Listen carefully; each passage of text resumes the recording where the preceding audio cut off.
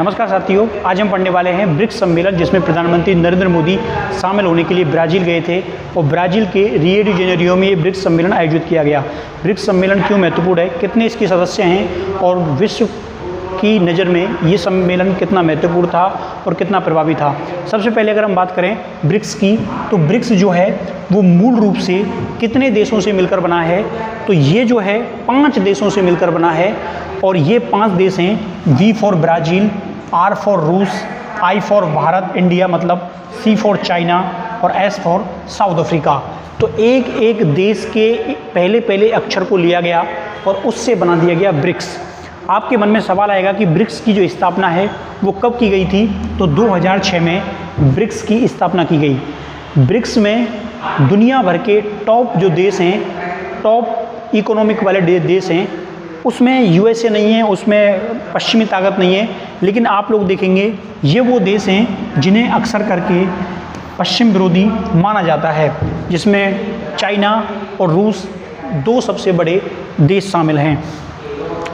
इसके बाद अगर हम बात करें तो ये ब्राज़ील का अभी हाल ही में आयोजित फोटो सेशन है, जिसमें सभी देश जो हैं वो इस ब्रिक्स सम्मेलन में शामिल हुए थे।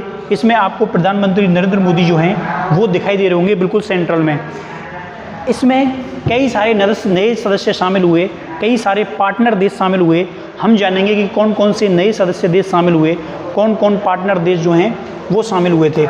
देखते हैं कि 2025 का जो ब्रिक्स सम्मेलन है ये क्यों महत्वपूर्ण है। और मैंने आपको बताया कि ब्राज़ील के रियो डी जेनेरियो में हो रहा है और ये ब्रिक्स सम्मेलन 17वां ब्रिक्स सम्मेलन था।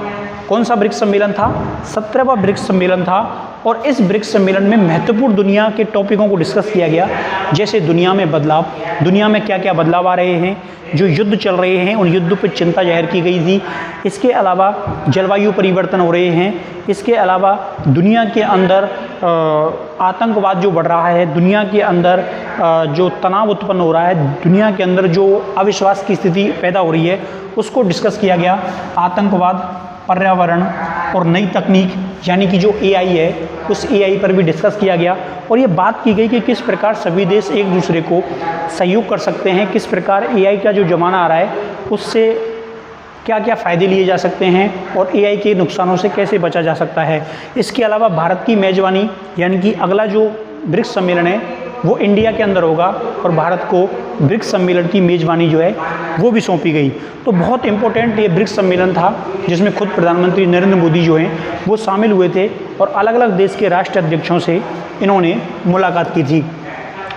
अब हम बात कर रहे थे नए सदस्यों की, तो कौन कौन से नए सदस्य इसमें शामिल हुए थे। तो सबसे टॉप पर आता है मिस्र। इसको 2024 में ही हमने शामिल किया था, लेकिन भारत और पाकिस्तान के साथ अभी जो संबंध खराब हुए हैं मिस्र के साथ, अगर हमें पहले पता होता कि मिस्र जो है वो ऐसा व्यवहार करेगा तो शायद हम इसे मिस्र में ना आने देते। इसके अलावा इथोपिया, ये 2 भी 2024 में शामिल हुआ। ईरान भी इसका 2024 में सदस्य बना। UAE यूनाइटेड अरब अमीरात भी इसका 2024 में सदस्य बना और इंडोनेशिया ये इसका जनवरी 2025 में सदस्य बना। यानी कि सबसे नवीनतम जो सदस्य है वो है इंडोनेशिया, जो कि जनवरी 2025 में बना। तो इसलिए ये एग्ज़ाम के दृष्टिकोण से भी काफ़ी महत्वपूर्ण है और आप अगर इनको याद कर सको तो करंट की दृष्टि से भी याद कर सकते हो। ये इसमें बहुत सारे नए सदस्य शामिल हुए थे, जैसे कि आप लोग यहाँ पर देखो, यहाँ पर इजिप्ट है, यहाँ ईरान है, यहाँ इथोपिया है, यहाँ चाइना है, यहाँ इंडिया है, ब्राज़ील है, साउथ अफ्रीका है, इंडोनेशिया है। ठीक है, आप कहोगे साहब कितने सदस्य टोटल इसमें अभी तक शामिल हुए। तो देखो, हमने कुछ ऐसे भी देश थे जिनको ऑफ़र दिया था, लेकिन उन देशों ने ये ऑफ़र रिजेक्ट कर दिया। यानी कि इन देशों ने ब्रिक्स में शामिल होने से मना कर दिया कि हमें तुम्हारे ब्रिक्स में शामिल नहीं होना। जैसे सऊदी अरब है, तो सऊदी अरब ने 2023 में इस बात पर ना कोई निर्णय लिया, ना यस कहा ना नो कहा। इसके अलावा अर्जेंटीना है, अर्जेंटीना ने 2023 में इस प्रस्ताव को अस्वीकार कर दिया कि हम ब्रिक्स में शामिल होंगे। इसके अलावा जो पार्टनर देश हैं जो भविष्य में बन सकते हैं ब्रिक्स के देश, इनको कहते हैं पार्टनर देश, यानी कि जो सहयोग दे रहे हैं। उनमें है बेलारूस, रूस का सबसे भरोसेमंद देश है, Bolivia, Cuba, Kazakhstan, Uzbekistan, Malaysia, Nigeria, Thailand, Uganda और वियतनाम। ये वो देश हैं जो भविष्य में सदस्य बन सकते हैं। इनको पार्टनर देश की श्रेणी में रखा गया है।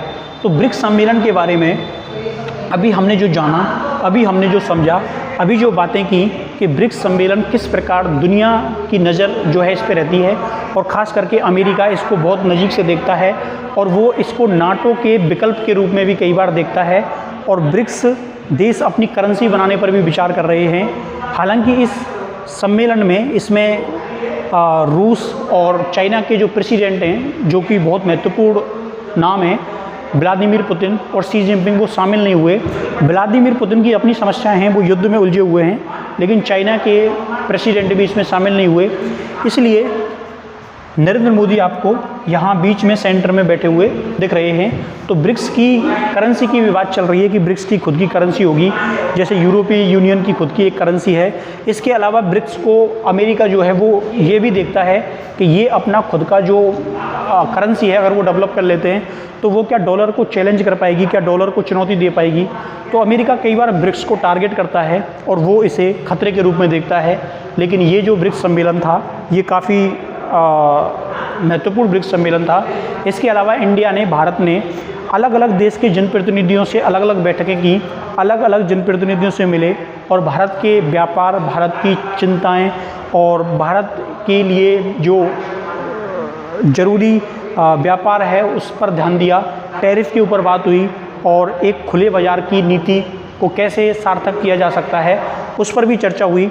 तो ये था ब्राज़ील का ब्रिक्स सम्मेलन 2025, जहाँ से अच्छे क्वेश्चन बन सकते हैं। कहाँ पे हुआ, किस देश में हुआ और अगला कहाँ होगा, और प्रधानमंत्री नरेंद्र मोदी इसमें शामिल हुए हैं और किस किस टॉपिक पर चर्चा हुई थी। ऐसे बहुत सारी बातें मैंने आपको बताई हैं। उम्मीद है ये छोटा सा लेक्चर आपको पसंद आया होगा ब्रिक्स सम्मेलन 2025 के बारे में। अगर आपको ये वीडियो पसंद आया है तो इसको लाइक करें, शेयर करें और अपने साथियों के साथ साझा करें। और अगर आपका कोई सवाल है तो कमेंट सेक्शन में ज़रूर पूछिएगा। थैंक यू, धन्यवाद, बाय बाय, टेक केयर।